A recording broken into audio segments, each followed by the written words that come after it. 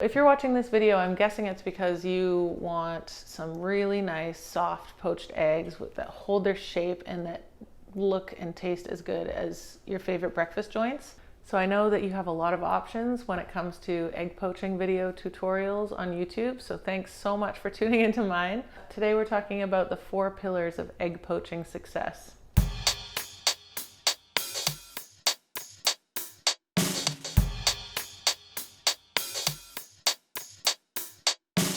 It's a hot topic these days. There's a lot of trends and a lot of, beliefs and really schools of thought around what a good poached egg is and how to get there. I've been poaching eggs for a long time. I worked in a lot of breakfast joints when I was a young cook.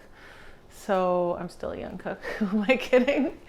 But I've poached many an egg. There are really 4 main variables that you need to consider when you're going to poach eggs. So number 1 is freshness. The fresher the egg, the better the poach. The reason for that is as an egg ages, it starts to get, the whites start to get watery, and watery whites kind of are the bit that get you that papery, loose kind of white in the water. So we'll go into that in a little bit more detail in a few minutes here. Factor number 2 when making poached eggs is the temperature of the water.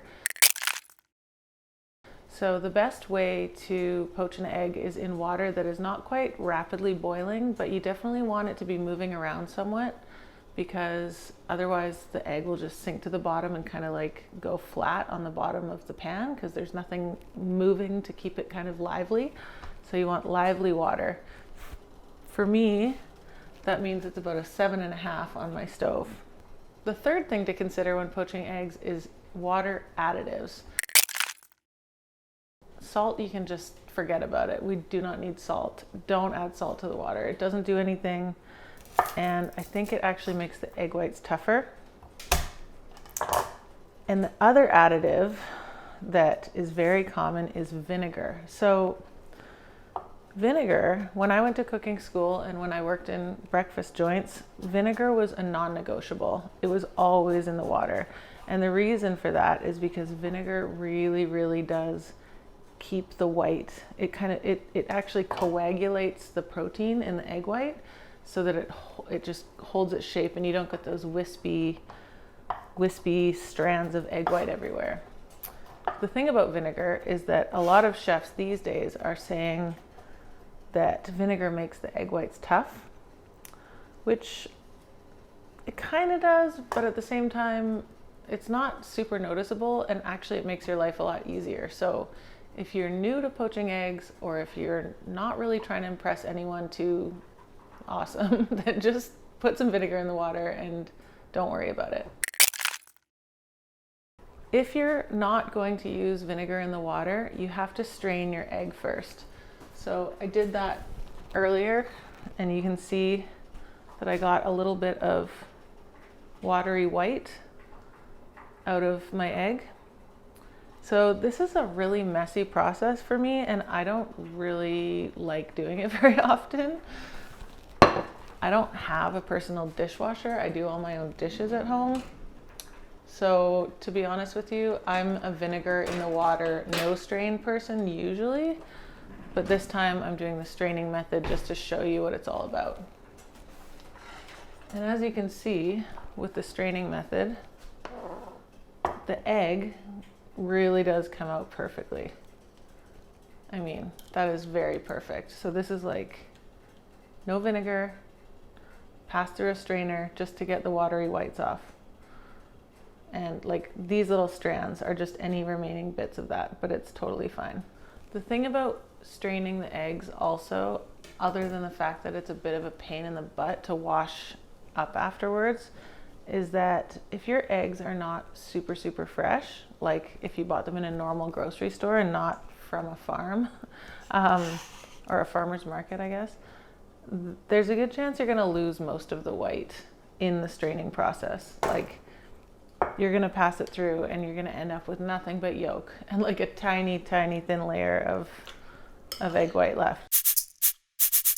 So I'm just gonna drop my egg into the middle of this yogurt here, and I have some spicy butter, some like chili butter that I made here. I'm gonna drizzle a bit of that around as I finish talking about poached eggs. This, by the way, is just like a Turkish egg, or I'm sure there's a lot of other names for it. It's basically garlicky yogurt, a poached egg, and some spiced butter. And that's it. This is gonna be like a late night snack for me because I already had dinner. So to recap the 4 pillars of egg poaching success. Number 1 is freshness. You want to use the freshest eggs you have access to. Number 2 is the lively water. Number 3, if you're a normal person and you don't like doing a lot of dishes and you don't really want to impress anyone that much, put a splash of vinegar in the water. It'll make your life so much easier. If you are a fancy person, strain your egg, don't use vinegar, end up with something like this, and that's also awesome. So this here is the non-strained vinegar poached egg, and as you can see, it looks pretty good too. It's like, it's a fine egg. There's nothing wrong with it. Yes, this one was a bit more perfectly shaped. It's like really perfect. But on a regular day, I'm doing vinegar. I'm confident that if you follow the guidelines I've outlined, you'll get good poached eggs no matter what.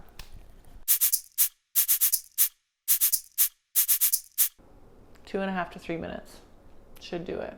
This is a medium poached egg, which I'm totally happy with.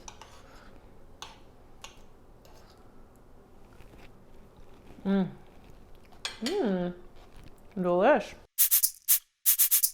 It is possible to make poached eggs in batches. You can make a big ton of them. You can make like a dozen or more at a time. Cook them to perfection, and then as soon as they're done, just drop them in some ice cold water. And then when you're ready to serve them, you just drop them back into simmering water for like 30 seconds or 45 seconds to warm them up. And then that way you've got a lot of poached eggs that are all perfect and good. This is a bit of a pain in the butt too, to be perfectly honest, because you've got all these bowls of like ice water everywhere, and who has that much counter space? If you're having 20 people over for breakfast, don't make them poached eggs. It's not worth it. Make them a breakfast casserole. It's like, you can put it together the night before and it's great. The best way to get the egg into the water is either to just crack it straight in, or you can put it in a little dish like this first and then just lower it in. That makes it a little bit easier because you can actually kind of like sink it in under the water a little bit and get like let some of the water into the cup as you kind of lower it. But as you poach eggs more and more, you're just going to be cracking and poaching like nobody's business. A few other egg poaching trends. One I like to call the vortex, and that's where you're taking the water and you're actually stirring it around with a wooden spoon before you put the eggs in. This works for one egg and one egg only, and the idea there is that it kind of helps the whites come around and like hold their shape. But I'm not a big believer in that because I'm almost always, well, except for today, I'm almost always poaching more than one egg.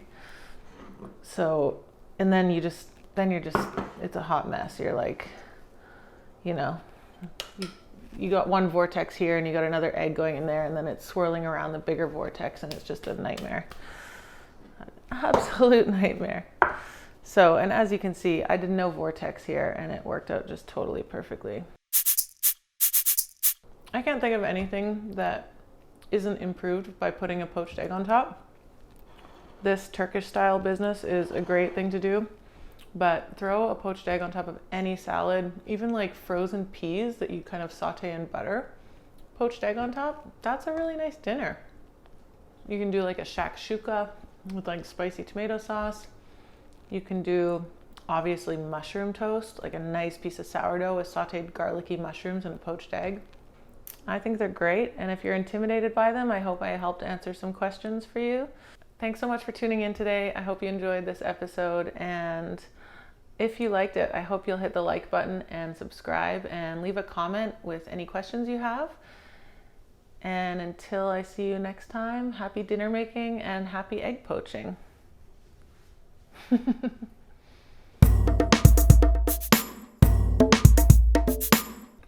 I wish I had a chunk of bread though.